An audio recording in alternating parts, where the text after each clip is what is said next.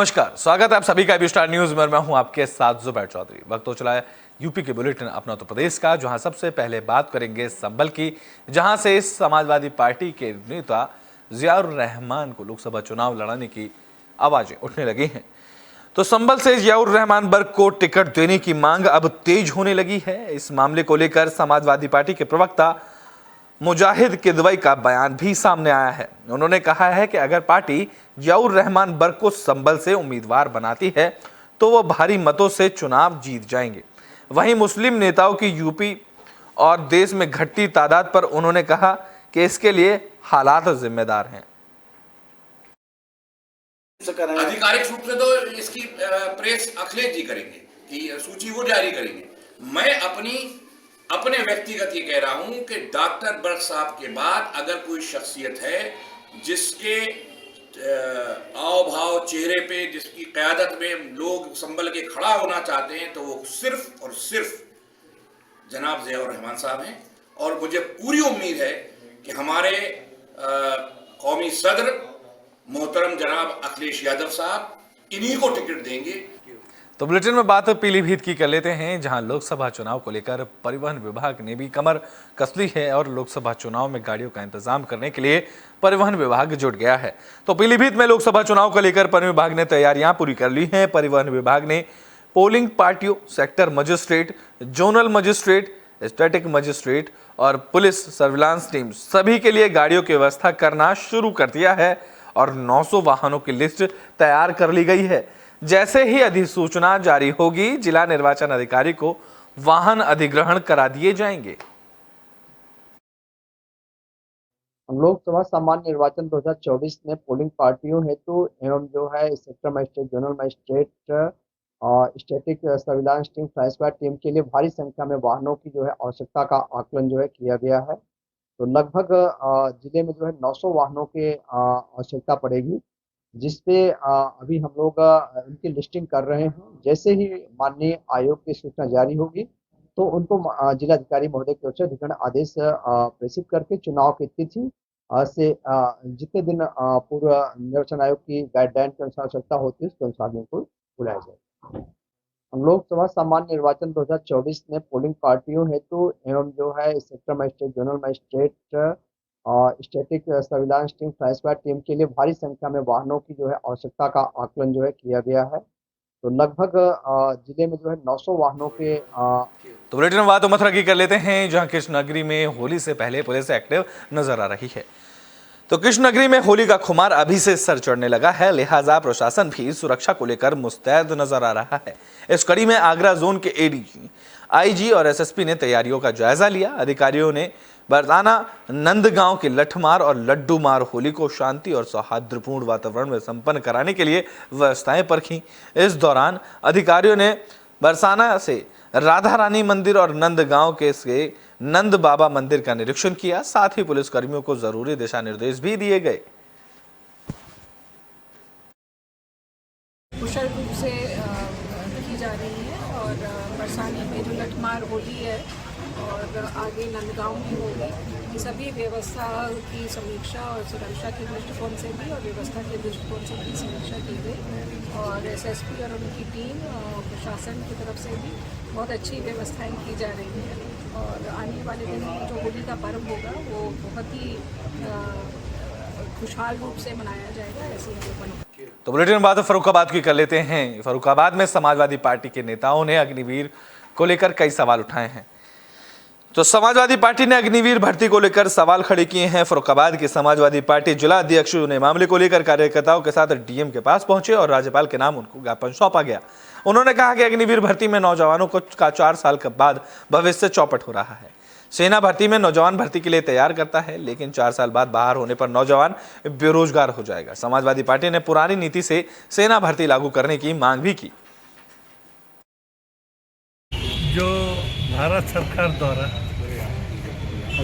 अग्निवीर योजना, पूर्व सैनिक योजना को कट करके ये अग्निवीर योजना लागू की गई है, जिससे नौजवानों का भविष्य चौपट हो गया है। 4 साल नौकरी के बाद इनको पेंशन नहीं मिल रही है, नहीं मिलेगी तो ये कहाँ जाएंगे, बेरोजगार हो जाए।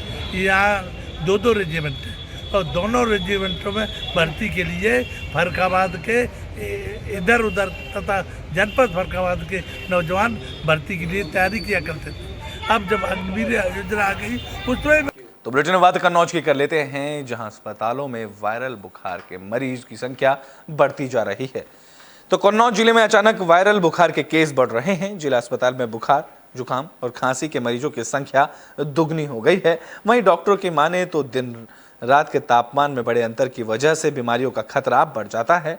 बरसात और उमस में भरे मौसम को भी डॉक्टर बीमारियों के बढ़ने की वजह बता रहे हैं। विशेषज्ञों ने बदलते मौसम से बच्चों, बुजुर्गों और गर्भवती महिलाओं को खास ख्याल रखने की सलाह भी दी है। साथ ही ताजा और हल्का भोजन करने की नसीहत दी गई है।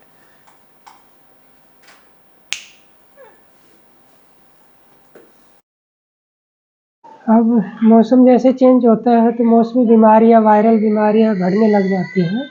इसके लिए बच्चों को एक तो अपना घर का बनाया हुआ खाना ही देना है। बाकी नवजात शिशु में तो वही है कि माँ के पास रहे। माँ को अगर सर्दी जुकाम है तो मास्क लगा के रखे अपना। और बड़े बच्चों के लिए वही है, बाहर का खाना पीना नहीं करें, अंदर साफ सफाई का ध्यान रखें। बाकी जो भी सर्दी से थोड़ा बचा के रखें। शाम को सर्दी थोड़ी रहती है तो उससे बचा के रखें। तो सर ऐसे में जिला अस्पताल में कौन से बच्चे ज़्यादा मरीज क्या बच्चे अभी खांसी जुकाम और बुखार के ज़्यादा आ रहे हैं। खांसी ज़्यादा बच्चों में आ रही है, जो ज़्यादातर को जिसका वही वायरल डिजीजेज। तो बुलेटिन में बात देवरिया की कर लेते हैं, जहां एंटी करप्शन की टीम को बड़ी सफलता हाथ लगी है। एंटी करप्शन की टीम ने रजस्ट्री बाबू को घूस लेते रंगे हाथों गिरफ्तार किया है। तो देवरिया में एंटी करप्शन की टीम का एक्शन देखने को मिला। सलेमपुर के रजिस्ट्री ऑफिस के बड़े बाबू और एक मुंशी को रिश्वत लेते रंगे हाथों गिरफ्तार किया गया। दरअसल सलेमपुर थाना इलाके के रहने वाले अवध किशोर सिंह ने मामले की शिकायत की थी। अवध किशोर सिंह ने 17 फरवरी को जमीन की रजिस्ट्री कराई थी। आरोप लगाया गया था कि बाबू 15,000 रुपए की रिश्वत मांग रहा है। शिकायत मिलने के बाद एंटी करप्शन की टीम ने जाल बिछाया और बाबू और मुंशी को रंगे हाथों रिश्वत लेते गिरफ्तार कर लिया। 17 फरवरी को मेरा बैनामा हुआ है, जिसमें आधा पर मांग रहे थे 15,000 रुपया। मैं नहीं दे रहा था, फिर बार बार दौड़ाए। 2-3 बार आने के बाद इस बार बिजनेस वालों को बताया, बिजनेस वाले साथ में आए। मैं पैसा दिया तो पकड़े गए हमें। अच्छा, ये शिकायत आपने कब किया? बिजनेस में 1 हफ्ता मान के चलिए, 1 हफ्ता।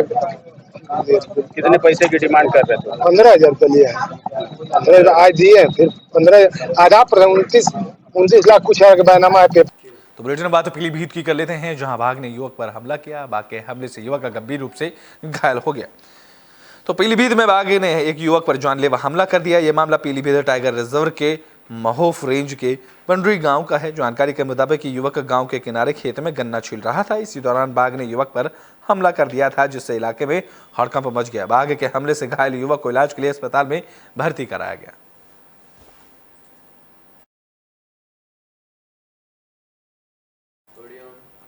तो बुलेटिन बात प्रयागराज की कर लेते हैं, जहां पुलिस को बड़ी सफलता हाथ लगी है। पुलिस ने इमामगंज में अफीम की खेती का खुलासा किया है। तो प्रयागराज के हंडिया में पुलिस ने अफीम की खेती का पर्दाफाश कर दिया है। दरअसल पुलिस को जानकारी मिली थी कि इमामगंज चौकी के नोनरा परतीपुर गांव में अफीम की खेती की जा रही है। अफीम की खेती करने का आरोप गांव के ही विजय मौर्य पर लगा था। मामले में जानकारी मिलने के बाद मौके पर पहुंची पुलिस ने खेत को कब्जे में ले लिया है। साथ ही आरोपी युवक को भी हिरासत में लेकर पूछताछ की जा रही है। करीब 10:15 बजे इंस्पेक्टर हंडिया साहब का फ़ोन आया कि तहसील के ग्राम नोनरा में श्री विजय चंद्र मौर्य पुत्र राम मिलन द्वारा मौके गांव नोनरा में अफीम की खेती की जा रही है अवैधानिक रूप से। सूचना मिलने पर इंस्पेक्टर हंडिया, थाना हंडिया की टीम और राजस्व की टीम मौके पर पहुंची है। इसका हम लोगों ने निरीक्षण किया है। लगभग 10 बिस्वा भूमि पर अनुमानित 900-950 के आसपास अफीम के पेड़ पाए गए हैं, जिनको उखड़वा के आगे विधिक कार्रवाई की जा रही है। हमारे साथ हमारी तो बुलेटिन में बात एटा की कर लेते हैं, जहां ट्रैक्टर, ट्रॉली और डंपर की जोरदार टक्कर हो गई। तो एटा से सड़क हादसे की खबर सामने आई। बता दें कि यहाँ आलू से भरे ट्रैक्टर, ट्रॉली और डंपर की टक्कर हो गई। हादसे में एक युवक की मौत हो गई है। वहीं एक युवक घायल हुआ है, जिसे इलाज के लिए अस्पताल में भर्ती कराया गया, जहां से उसे हायर सेंटर रेफर भी कर दिया गया। जानकारी के मुताबिक मृतक साहब सिंह देहात कोतवाली इलाके के भादो का रहने वाले थे, जो सुरेश के साथ ट्रैक्टर ट्रॉली में आलू भरकर कुरावली मंडी जा रहे थे। लेकिन इसी दौरान ट्रैक्टर ट्रॉली की सेंथरी चौकी के पास डंपर से टक्कर हो गई।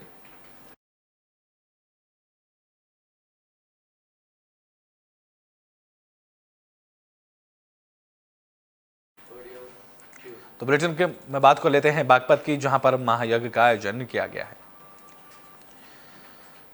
तो बागपत के बिनौली में बरनावा में 8 दिवसीय चतुर्वेद पारायण महायज्ञ किया जा रहा है। महायज्ञ का आयोजन महानंद संस्कृत विद्यालय के गुरुकुल परिसर में किया जा रहा है, जिसमें आचार्य धन कुमार शास्त्री वेदोपदेश सुना रहे हैं और इस मौके पर बड़ी संख्या में लोग मौजूद हैं।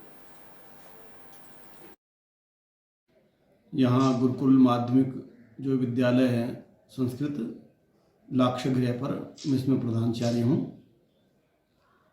और अब ये जो कार्यक्रम यहाँ चल रहा है चारों वेदों का यज्ञ, ये ब्रह्म ऋषि कृष्णदत्त जी महाराज हुए हैं, जो त्रेता के काल में श्रृंग ऋषि जी के नाम से जाने जाते थे, जिन्होंने राजा दशरथ के यहाँ पुत्रेष्टि यज्ञ किया। वही आत्मा अब यहाँ पर आई थी जिन्होंने ये प्रारंभ किया था। तो ये 65वां यज्ञ इस बार है। तो यूपी के बुलेटिन अपना उत्तर प्रदेश में भी के लिए बस इतना ही। देश और दुनिया की तमाम खबरों के लिए देखते रहें एबी स्टार न्यूज।